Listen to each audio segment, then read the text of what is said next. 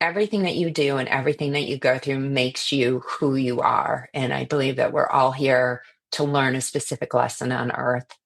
And had I not gone through everything that I did, I wouldn't have been able to experience the things I did with Tatum and her, the way she overcame things. I could have spent an entire lifetime to find a best friend like Colin. And although I only had him for, a short period, I would never give away that short period for anything. So, yeah, looking back, I think we could all sit back and say, oh, I wish that didn't happen, or if that didn't, but it had to happen. And when you understand that and when you can see the beauty that came out of it, it takes away from the pain that it causes you. And you just can see the good of what the situation is rather than all the pain that came from it. Welcome to Linda's Corner, where we bring more hope, healing, and happiness to the world. My name is Linda Bjork, and today we're going to be talking about transforming personal hardship into inspiration. I'm delighted to welcome Julie Barth. Julie is a trauma survivor, mother of 6, the founder and CEO of the Colin James Barth Outreach nonprofit, and the author of Notes from a Blackberry. You can reach Julie at her website, juliebarthauthor.net, as well as on social media, and I'll include those links in the show notes. Welcome, Julie. I'm so glad that you could join with me today. Hi, Linda. Thanks so much for having me. Appreciate it. And I appreciate you. I appreciate people who have been through hard things and they become a light to other people who are also going through hard things. And as we share some of your story today, our listeners will become aware of the champion that you truly are. Because I believe that people who are overcomers really are champions. We're all the hero of our own story. And when we overcome hard things, it means that we are the greater hero. So is it okay if we start with your lovely daughter, Tate, first? Tatum was born with something called primordial dwarfism, which means that she's just proportionately small. That was kind of the least of all of her problems. We didn't know it when I was pregnant with her, and we went through many challenges just getting her here. The pregnancy from the start, we didn't think she was going to make it. So when she was born, it took over 40 different surgeries. They used the wrong size intubation tube and damaged her vocal cords. And so it just led us down a series of, one mistake after another and, misdiagnosis. And everyone had an opinion about it, but no one really had an answer to it. So I'm proud to say that she's 24 now and she's still a whopping 24 pounds. But she has overcome.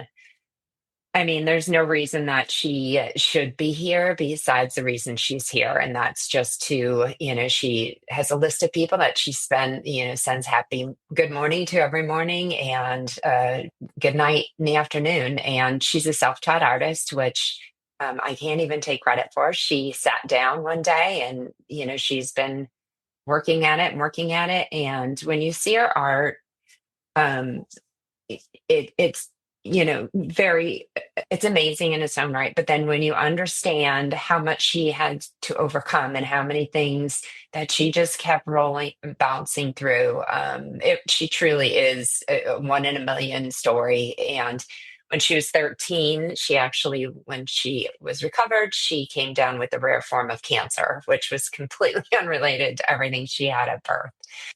So, I always say she's either the unluckiest of the luckiest or the luckiest of the unlucky. I can't decide, but she's the reason really that I decided to publish my first book because, I wanted people to know of everything that she's been through. She doesn't complain about it. She doesn't, she could likely sit in her room and, you know, add nothing to the day and, be very sullen, but she doesn't. She's in a lot of pain, but she wakes up every morning and gets on Facebook or whatever and tries to draw art for people and just spread our light. So Beautiful story. You have more than one light from this story. Is she still home living with you or is she on her own or? she will most likely live with me forever. When she had the cancer the second time removed, she had to remove most of her right side. So she has a hard time walking. And when she initially had the trach at birth, we had to have a series of surgeries to have the trach removed, which removed her ability to use her vocal cords. So she can talk, but it's more like she's pushing air. So her limitations, we don't notice them. Significant. It's funny. Yeah, it's very significant. Ironically, when she was born, I refused to say she was different. Like that was one of my sticking points. Like she was always going to do what everyone else did. And I wanted her to experience normal school and to experience everything everyone else did. I took her to the pool when she had a trach, which, nurses would go crazy over, but I always thought, what is the sense in preserving life if she can't live it? Um, and then when she turned, age of being on her own, I had to go through all these hoops to like have her declared disabled, which I thought was kind of ironic that I fought all those years to say she wasn't disabled, and then I had to fight to say she was. So um, she is disabled to the effect that she needs help on a daily basis, but she is more able than anyone that I know in many, many ways. So, Wow, you brought up some really big points about our hopes and our dreams, and our hopes and our dreams, not only for ourselves, but for our children. That I want my child to live a beautiful life. And it sounds like, I mean, what most of us think is in order to have a beautiful, meaningful, fulfilling life, it means she has to be normal and just like everybody else. And now it sounds like you're realizing, you know what? My daughter is having a beautiful, meaningful life. And that's okay if it's not quote unquote normal. yeah, I So thank spent you. a good amount of time seeing her. And I think necessarily I had to, because I never felt like she was really my child. I always felt like God had loaned her to me. Like she was just here for whatever time I was able to have her. And maybe a protective part of myself said, she was more of a project. Like I was going to make her the best person she could be. And I was almost like, I want to say she was a project. And I hate to say it that way because I did love her, but it was a lot more powerful on my end to feel as if I had some control over fixing whatever I could that I could.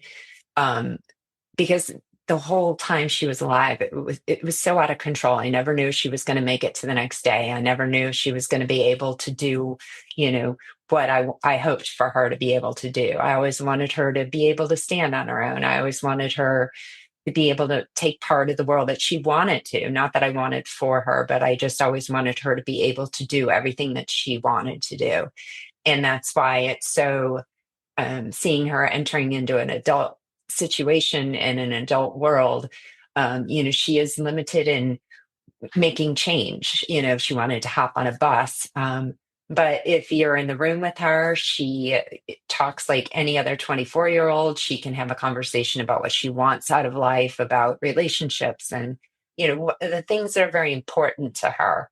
So I've gotten past that I need to fix her phase. And I've just been able to sit back and enjoy watching, the fruits of her being persistent and doing what she did and doing the work to get to where she's at. And now just really enjoying being who she is.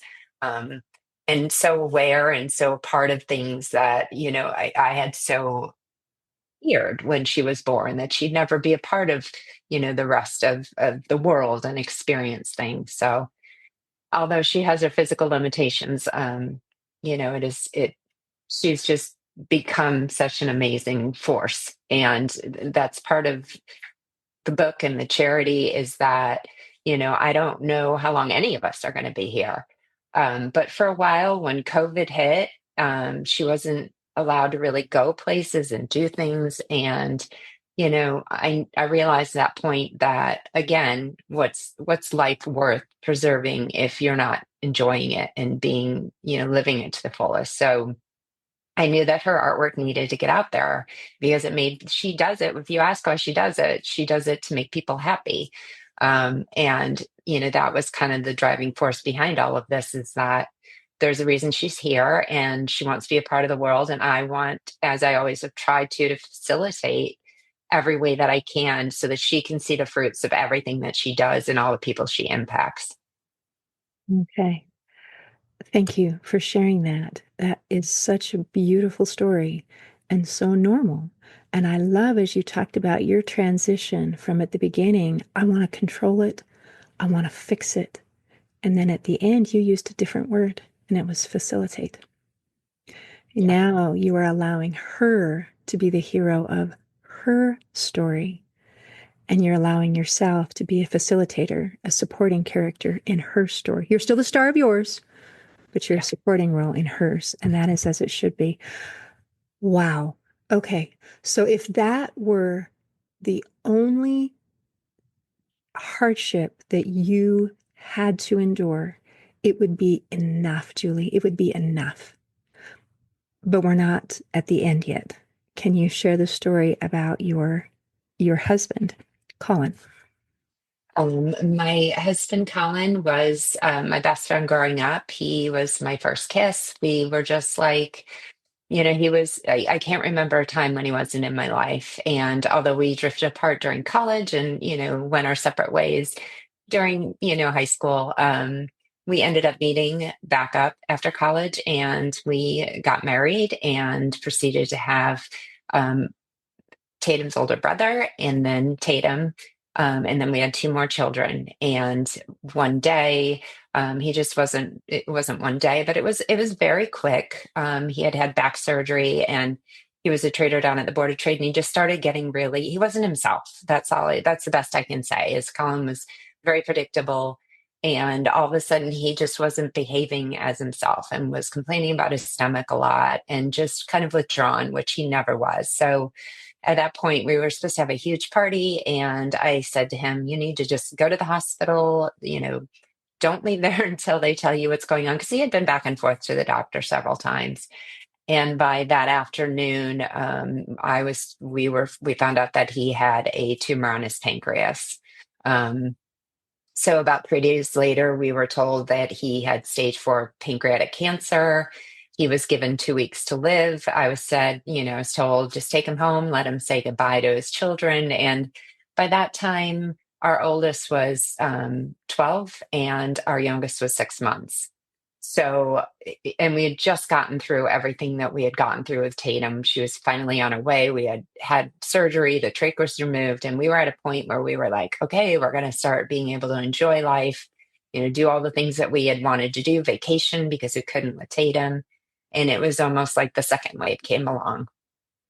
So he ended up living 16 months, and there was good and bad in that. But we did lose him in 2009 to pancreatic cancer.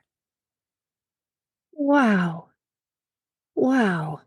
To lose your husband to cancer is huge, and to go through that, but also having that compounded with the other issues and other challenges that you were dealing with would be so overwhelming.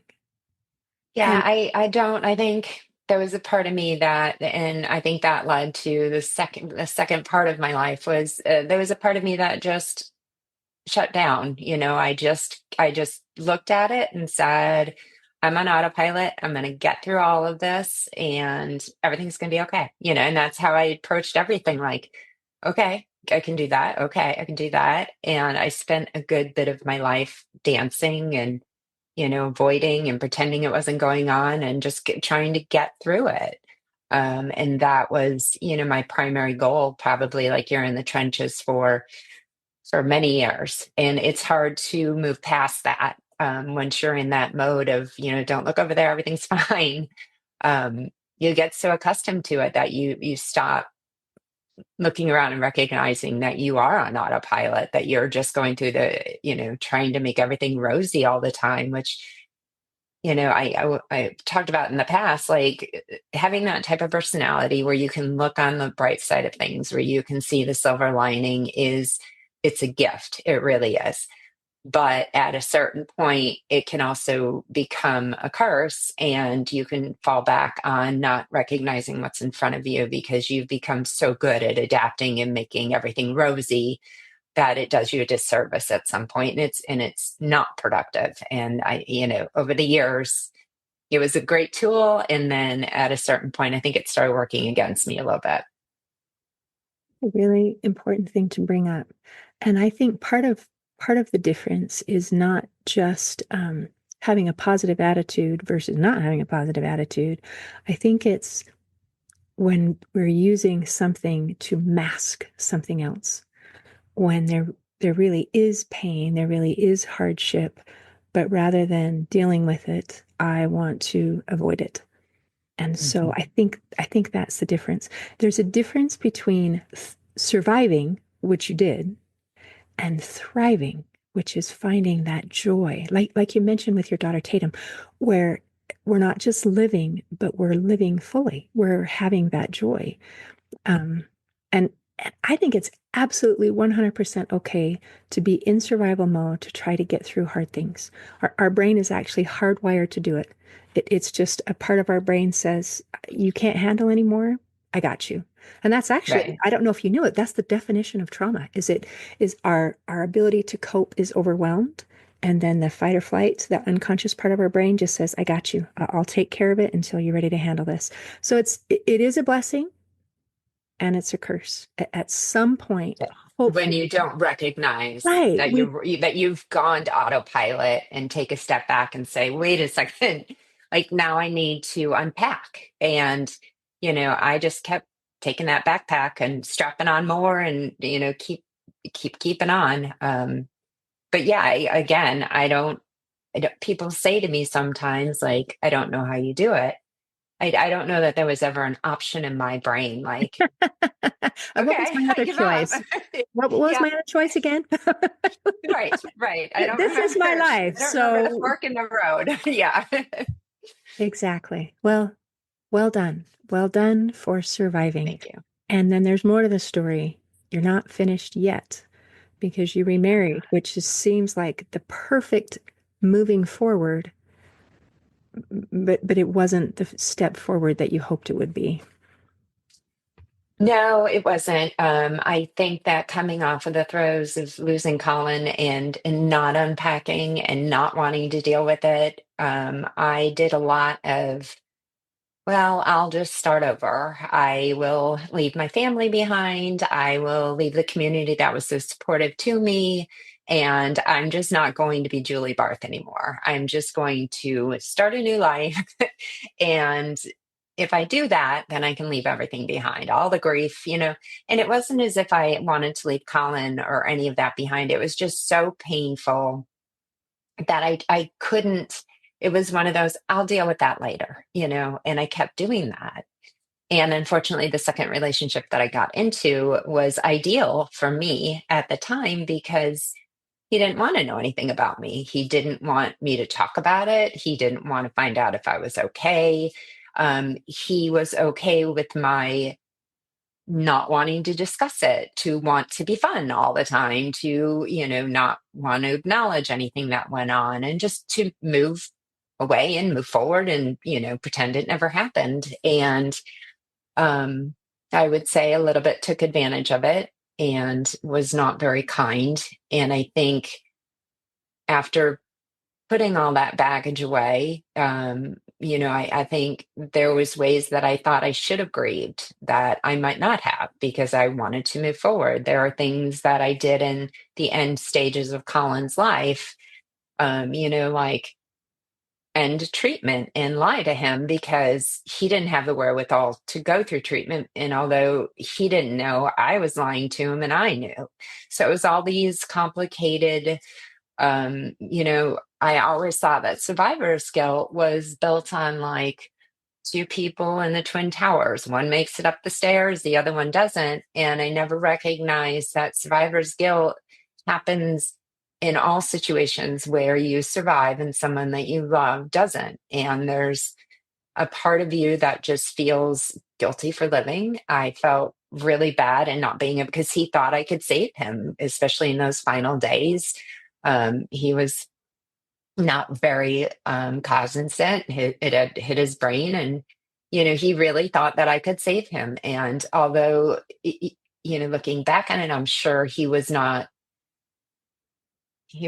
all with it to like know what he was saying to me and what he was asking. I had to go home every day recognizing that he would cry and say, "We're doing treatment, right?" And I'd say, "Well, of course we are." And I lived a lie for many months, and it felt like a cruel joke that I was lying to him. So I think coming out of that situation, having all that guilt that I was not willing to accept, and then not grieving the way that I thought I should, and feeling like people were looking to me and judging me for whatever I did when I'm sure they weren't. I was judging myself. I think that I accepted somebody that didn't treat me well. I thought I deserved it. I felt as if I could save the second relationship, then I somehow could be redeemed from the first. And, it's a lot of complex feelings that I'm still unpacking. It was 10 years in a relationship where it was really horrible. I was trapped and feeling like it was my fault and not acting myself and acting completely out of character and not knowing why. Um, so yeah, the second relationship I could say was it took a lot of it took a toll on me in ways that I hadn't expected and probably were carried over from the first round of trauma. So Isn't that interesting? How you said you felt like you deserved it, and in some ways you kind of wanted it. I wanted someone who is not going to care about my past because I don't want to talk about it. With that means you don't actually care about me, which you don't really want, but you kind of do because you feel like you deserve it. Um,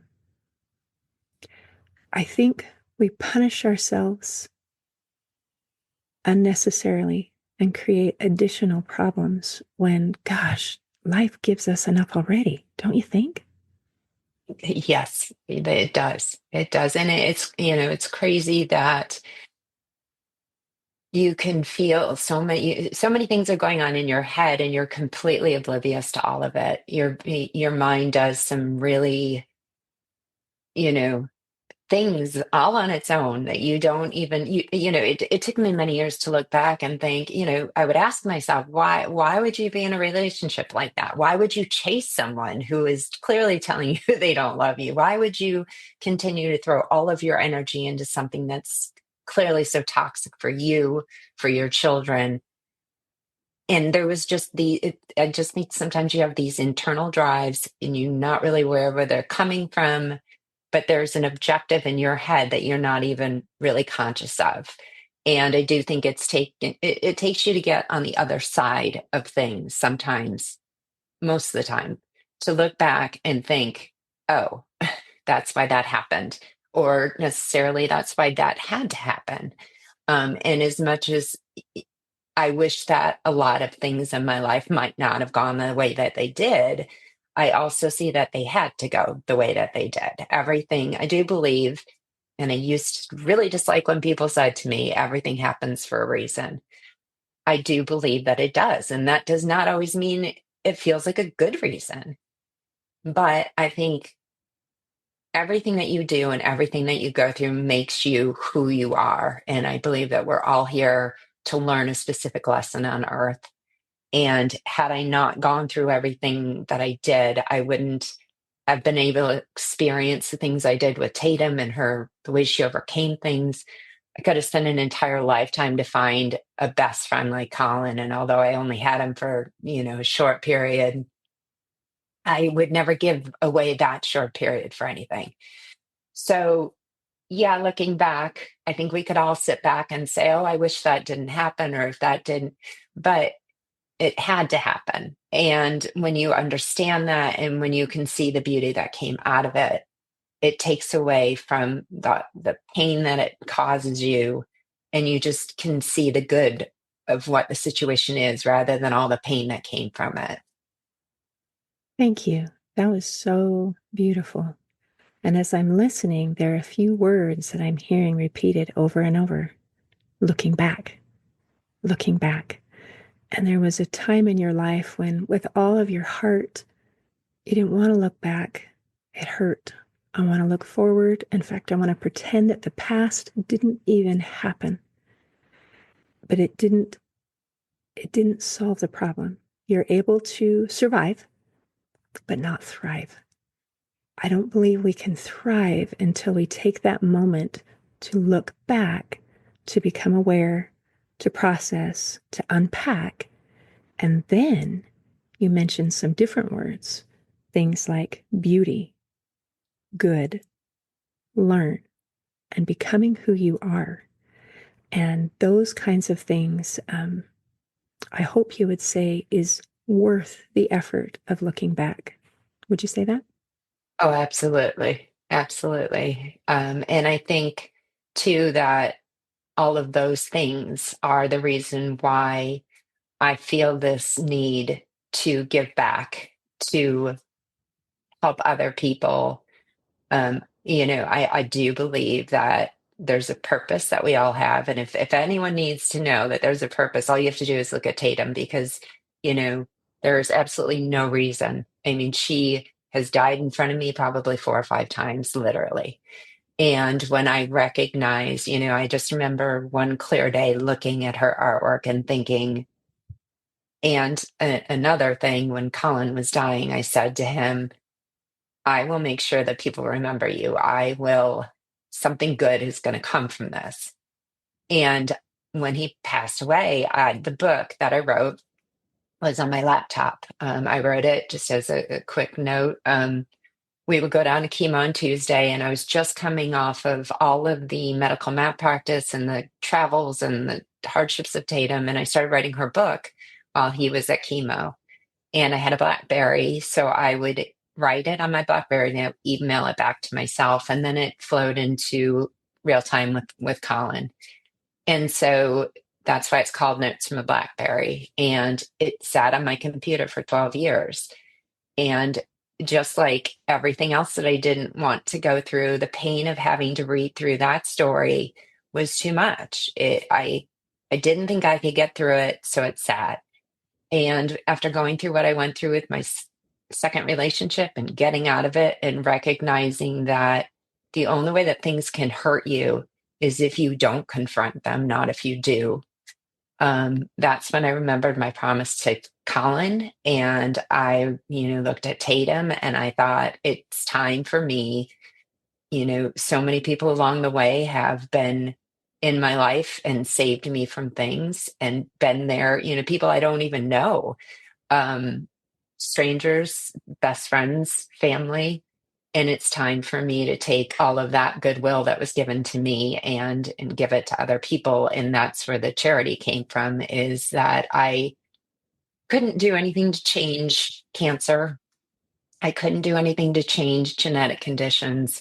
But when it came to the second situation I put myself into, there were several things that I could have done to change. And if I can help one person from going through that or being stuck in that or helping them get out of that, then me coming forward, me being honest, me unpacking everything that I have to take responsibility is well worth it.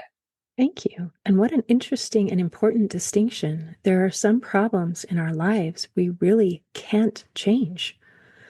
I can't. My daughter has a condition. There's nothing I can do about that. I mean, we're doing surgeries, we're doing everything we can, but I can't fix it. Cancer, it happened. I can't fix it. We're doing everything we can, but I can't make it go away. And there are problems in our lives that we can do something about. It's like the serenity prayer, help me understand the difference between what I can do and what I can't do, and help me do the things that I can do.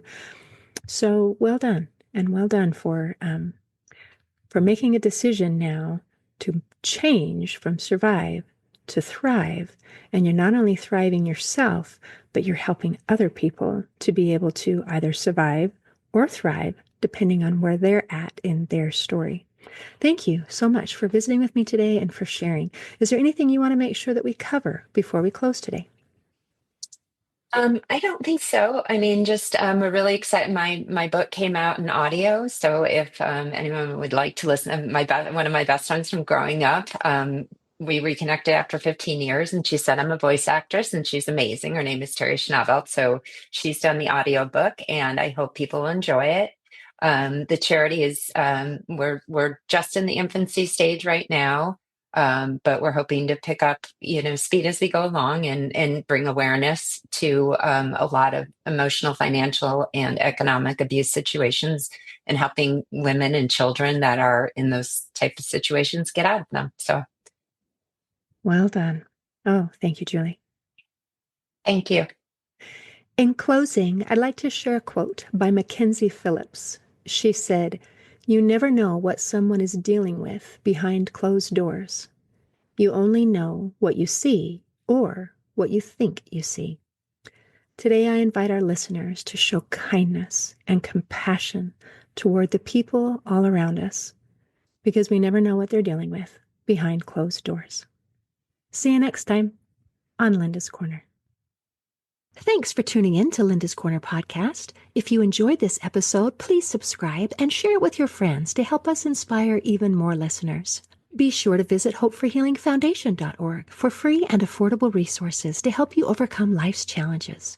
And explore healingbreathworkdetox.com, where you'll find transformative tools for deep inner healing and lasting change. Also, don't forget to check out my books, Crushed, A Journey Through Depression, and You Got This, an action plan to calm fear, anxiety, worry, and stress. Your journey to hope, healing, and happiness starts here.